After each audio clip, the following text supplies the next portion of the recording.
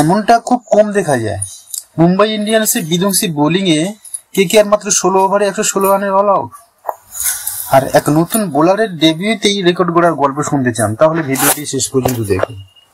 নমস্কার, আমি সোনা এবং আজ আমরা আলোচনা করব মুম্বাই ইন্ডিয়ান্স বনাম কলকাতা নাইট রাইডার্স ম্যাচ নিয়ে, যেখানে কেকেআর মাত্র 116 রানে গুটিয়ে যায়।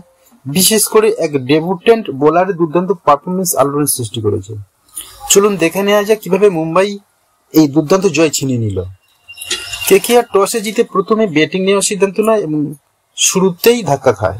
ওপেনার কুইন্টন ডি কক মাত্র 1 রান করে আউট। সুনীল নারায়ণ 0 রানে বোল্ড হন। আজিঙ্ক্য রাহানে মাত্র 11 রান করে আউট। রিঙ্কু সিং, মনীষ পান্ডে, অ্যান্দ্রে রাসেল বড় রান করতে ব্যর্থ হন। মুম্বাইয়ের বিধ্বংসী বোলিং, নতুন প্রতিভা অশ্বিনী কুমার তার ডেবিউ ম্যাচে 3 ওভারে 24 রান দিয়ে 4 উইকেট তুলে নেন।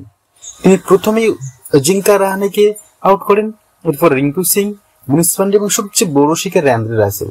এছাড়া দীপক চাহার 2 ওভারে 19 রান দিয়ে 2 উইকেট নেন। ট্রেন্ট বোল্ট 4 ওভারে মাত্র 23 দিয়ে গুরুত্বপূর্ণ উইকেট শিকার করেন। হার্দিক পান্ডেও 2 ওভারে 10 রান দিয়ে 1 উইকেট তুলে নেন। আর মাত্র 117 রানের লক্ষ্যে তাড়া করতে নেমে মুম্বাই 79 ম্যাচ জিতে যায়।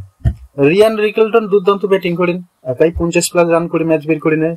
যদিও রোহিত শর্মা মাত্র 13 রান করেই আউট হন, তবে তাতে কোনো সমস্যা হয়নি। বাকিরাও ছোট্ট ছোট্ট অবদান রাখে এবং মুম্বাই 79 ম্যাচ জিতে যায়। মুম্বাই ইন্ডিয়ান্স এই বিধ্বংসী পারফরমেন্স আপনাকে কেমন লাগলো? আর অশ্বিনী কুমারের এই রেকর্ড ব্রেকিং পারফরমেন্স সম্পর্কে আপনার মতামত কি নিচে কমেন্ট করে জানাতে ভুলবেন না। ভিডিওটি ভালো লাগলে লাইক করুন।